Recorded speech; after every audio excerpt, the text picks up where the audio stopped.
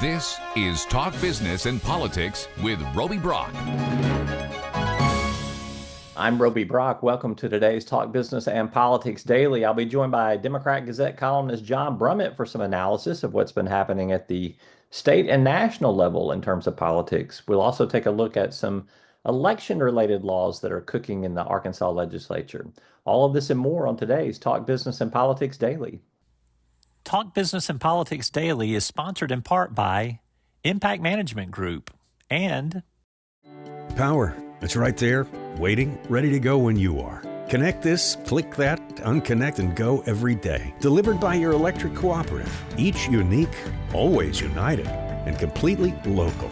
Born from a mission to provide dependable, sustainable, and affordable power to every corner of Arkansas. And delivering on that promise for a brighter Arkansas every day. It's the local hometown cooperative way. Better connected. Together. The Electric Cooperatives of Arkansas. You work hard for your future, so saving for your retirement should be easy.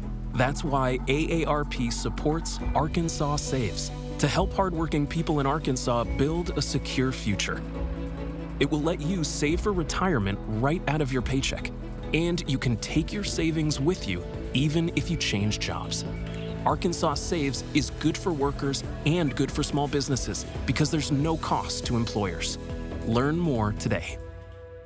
Well, there are a few bills and resolutions that have been filed to deal with voting in Arkansas, a few things that may affect what happens the next time you go to the ballot box or what gets on the ballot for you to even vote on. Let's take a look. Representative Fran Cavanaugh of Walnut Ridge has filed a House Joint Resolution to create a constitutional amendment to create a procedure for the recall of certain elected officials. This would have some widespread impact if it were to be referred out by the legislature, pass by the voters, and then there'd be a recall provision in Arkansas's election cycle.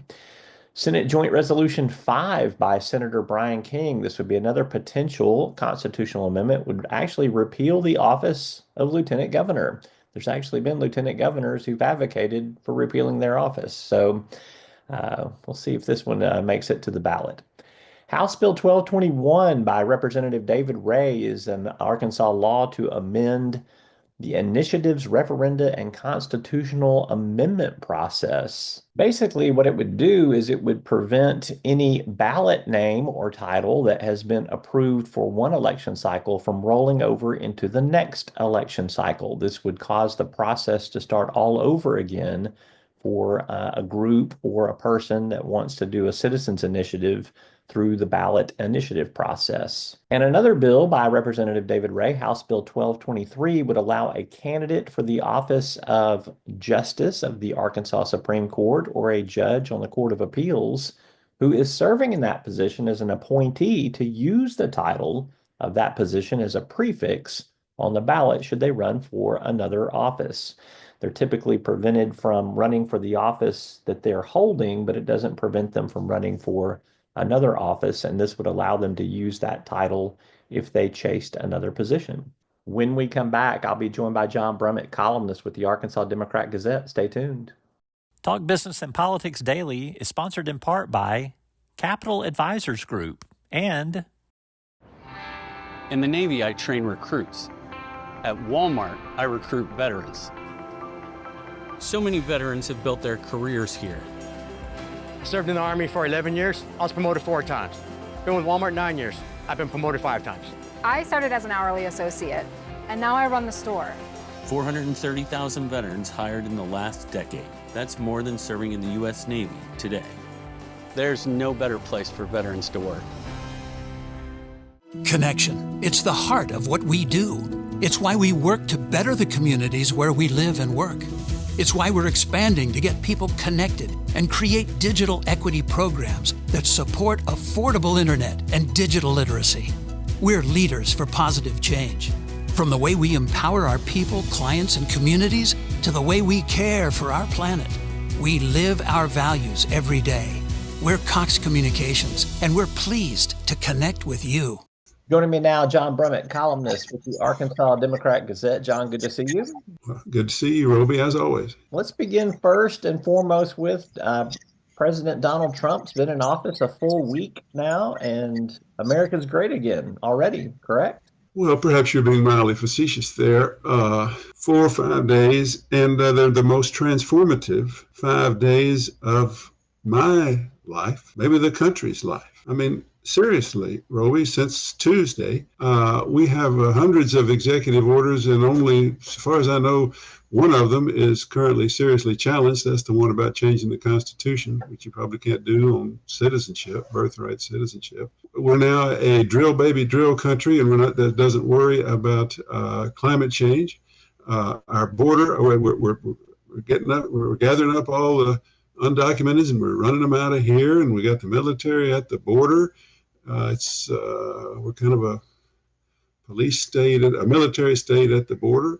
We it's a vibe change, a complete vibe change in America, and nobody's standing up to it because the other agencies, we have guardrails, but the guardrail of the Congress is now in the control of Republicans, and the Republicans are totally cowed by or adoring of Trump. So there's all of these things by executive order. All these things could be subject to review by the Congress and subject to statute, consideration of bills. But right now it's Trump's world. He's the man, and he's the New York Times had a piece, have conservatives won the culture war? And it's one of these pieces where they don't answer it. They just say, well, it sure looks like it. 5 years ago, we couldn't have imagined it being this way. Well, 1 year ago, I would say 5 days ago, we couldn't have imagined it, because I didn't know a single man could work dictatorially like that. But he has. And I think the culture war, I don't even ask the question, I declare the culture war has been won by the culture right. Diversity, inclusion, and equity hires are over.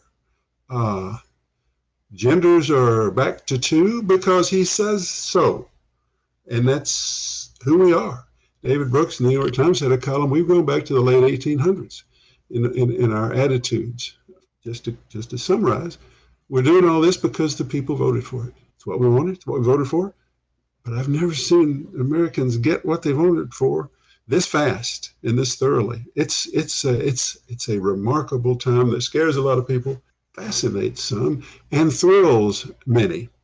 All right. Most of this is just a reversal from the Biden years, which were a reversal from the Trump years, which suggests to me that in 4 years, depending on who wins, it could swing back another direction just as easily. So with executive orders and undoing executive orders, not to mention the legal challenges that may occur during all this time. So I feel like nothing's very static in this country at this point. It just seems like we're going to, in a volatile way, swing back and forth repeatedly. That's been the pattern. And that could be the pattern this time. And that, of course, depends on how things go and how people feel. But Biden didn't do this level of change in 5 days. And it wasn't this massive a culture change. At least we weren't aware of it. It was more subtly done.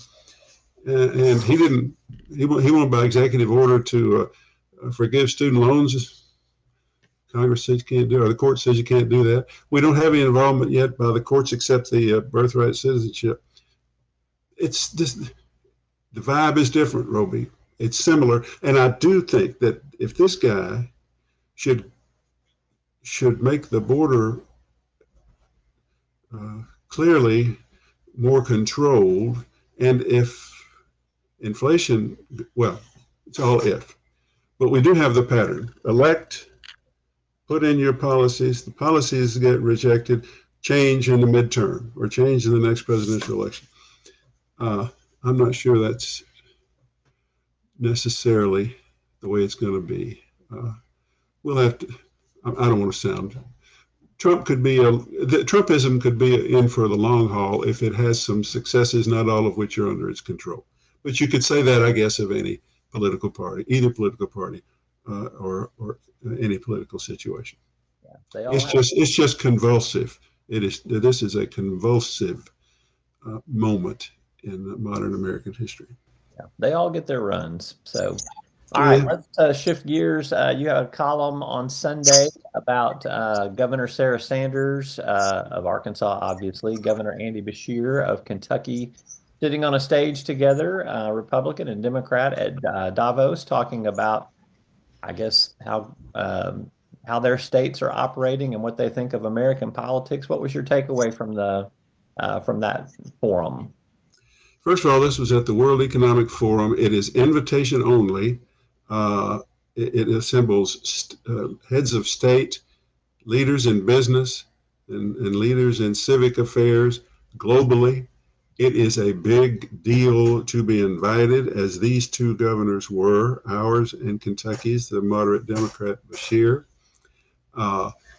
And it's also an opportunity to raise the visibility. It's an opportunity to raise your political visibility and the business visibility of your state. And both of them worked hard at that. I thought it was just a showcase moment for both of them. I even thought it was, here's a little hint of, if we can never get rid of Trump, if we ever get a fresh choice of candidates, here are two to look at, Republican Sanders and Democrat Beshear.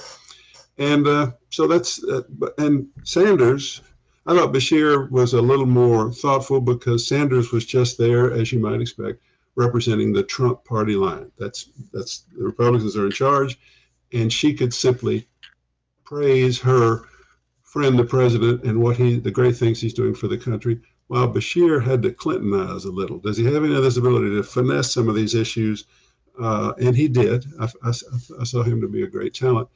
The most interesting thing for Arkansas was that the moderator said to Sanders, talk to me about this smartphone ban in your schools. That's the one thing that could get me, I don't know where he's from, could get me to move to the state if he could get my kids off their phones. So that's something that's connecting for her. She's getting identified with that. All right. John Brummett is a columnist with the Arkansas Democrat-Gazette. We always enjoy his take. Thank you so much for joining us. And thank you for seeking it. And good to talk to you. Bye-bye. That's all for today's Talk Business and Politics Daily. Thanks for tuning in. I'm Roby Brock. We'll see you next time.